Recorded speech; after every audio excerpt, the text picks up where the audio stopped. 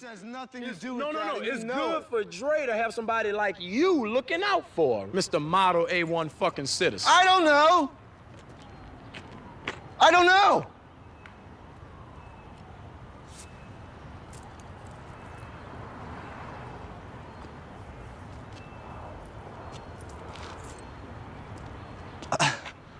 Fuck. Because I'm supposed to do something, right? But what am I supposed to do? It's pretty hard to come to terms with realizing you have a problem, let alone many of them. The kids in Dan's class are exploring the civil rights movement in conjunction with opposing forces that have different beliefs, fighting for what they believe is right, and not seeing eye to eye. This aspect of teaching can be presented in Dan and Drey's life. They are both trying to find some sort of balance, trying to find people to rely on in a sense, to feel loved or at least heard. But just because someone is giving you their attention doesn't mean it's for the best. And just because someone has an opinion on something doesn't mean that they are right. From someone on the outside that only knows the basics of a person doesn't mean it's the full picture.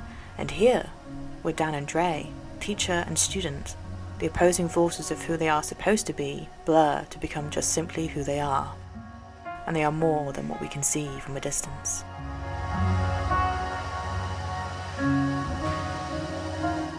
This is 2 takes, and this is 1 shot. An analysis of Half Nelson. Spoilers are ahead.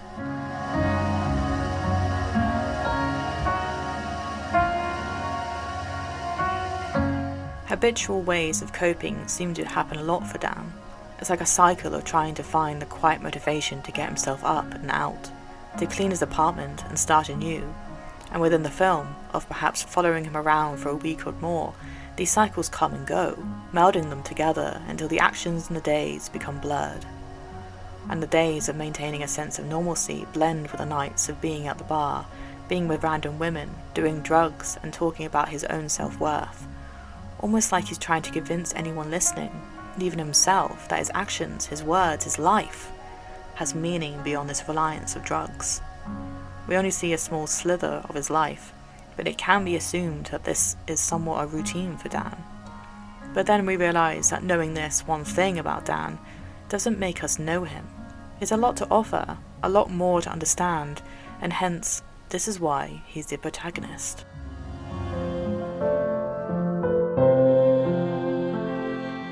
What Dan is teaching in his history class can evidently be learnt in real life in so many ways. The civil rights movement is essentially about the injustice of the system, wherein many things were not given to people, and protests were created to have their voices heard about the unfairness of various practices. The loyalty of the system, whether that be from an educational, political, or even an emotional standpoint, can be shattered. Why believe in a system that takes away your rights and your voice? Why believe in something that takes away your freedom to something else?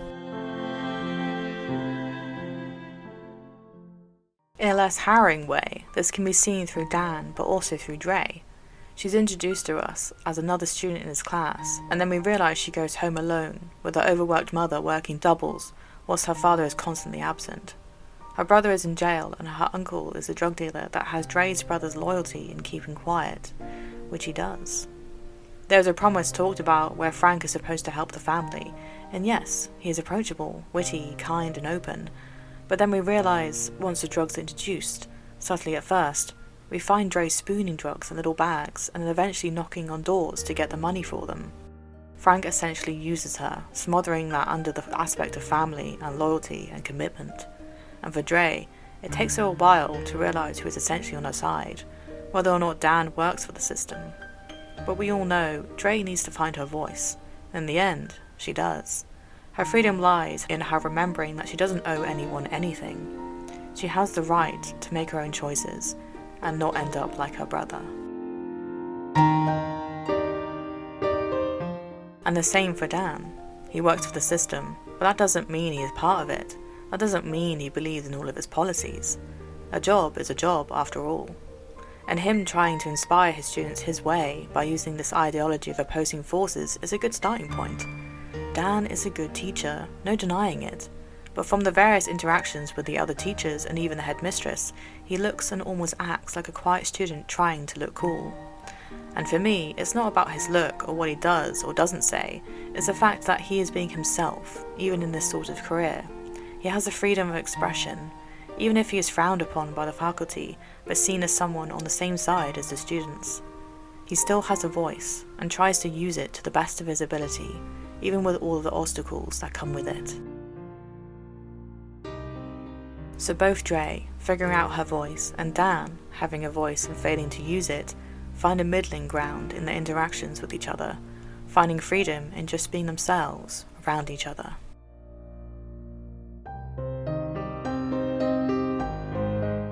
There seems to be some major catalysts within Dan's life that we are lucky enough to follow that show his spiral of drug taking. His ex-girlfriend Rachel turning up, showing she is better off drugs, and even getting married.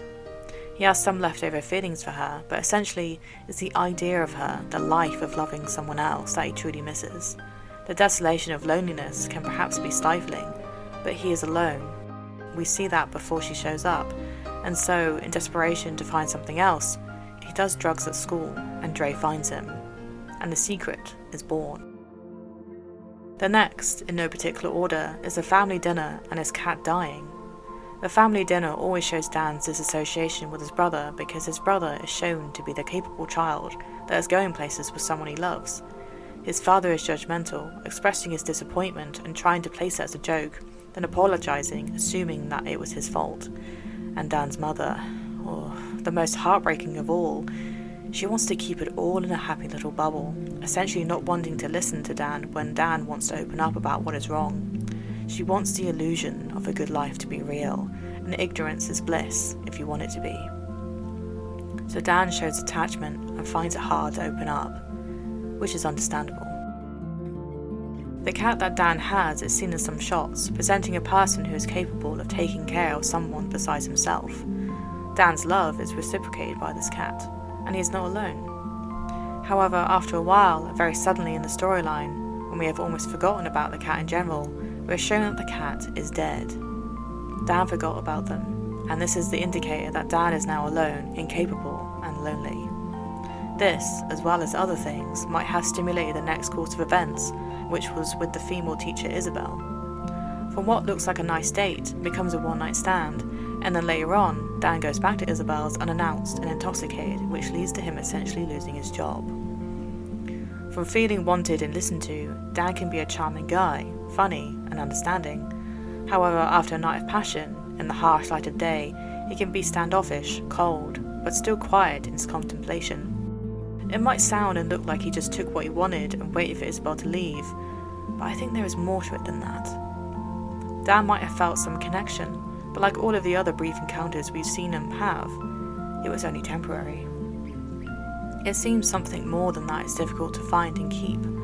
Isabel is open-minded and open-hearted, but because Dan isn't used to this level of commitment from another person, he couldn't possibly accept it for himself.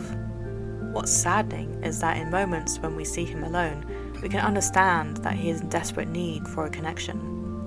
And after many things happening around him, Dan finally, in a drunken state, decides that what Isabel was giving him, he wants more of. Not because he thinks he is worthy of that kind of love, but because he needs it. And you know the rest. Isabel had to run to a room and lock the door whilst hitting Dan in the face to get away from his advances. And then Dan was called in the headmistress's office. The next time we see him, Drey is sending him drugs in a motel room. And in that moment, from them exchanging money for drugs, there was a look that says it all. Drey and Dan are stuck, and this is the beginning of the spiral. This moment is the tipping scale, and both cannot judge the other, knowing that their freedom is stifled by what is, for Drey, expected of them through loyalty, and for Dan, repressed through bad habits, bad choices, and loneliness. It's a whole different ballgame when you receive or take drugs from people you don't know about, who don't care about you.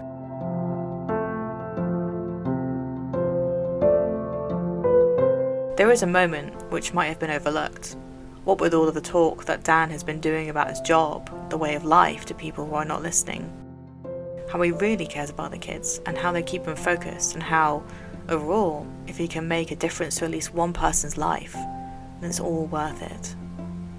When a father in the same bar as him remarks how his daughter is now in university doing history because Dan was such a great teacher, Dan, in his drunken state, tries to remember the student in general, with the overall compliment that he was striving for going over his head. And all I can say is this: perhaps not being there to follow the journey of a student from the start to finish makes it even harder to understand what sort of impact you, the teacher, has done to those students when they leave your classroom and your care. With Drey, it's there and it's happening. And Dan can see that he might not be the best influence, but his inclination to get involved and ask Frank to essentially stay away from Drey marks the beginning of something. Drey sees him as a friend, and in the end, for everything, they are.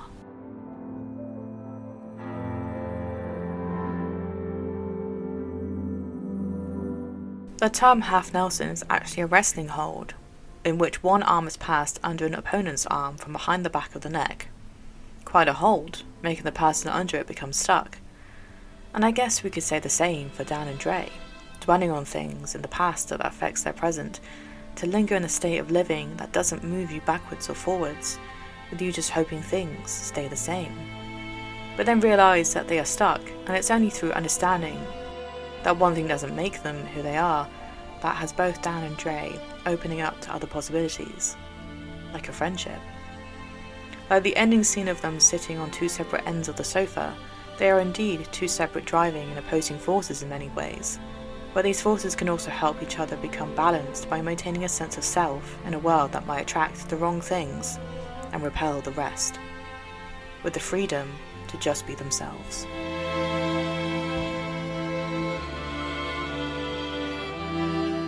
Thank you for listening to this episode. If you enjoyed what was said, then please support the show from my Patreon. And if you want to know what's happening next, follow my Instagram. To know my day-to-day thoughts, follow my Twitter. And if you want to read what was said instead, then follow my blog, linked elsewhere. With your support, I can only make this better, so again, thank you from the bottom of my heart.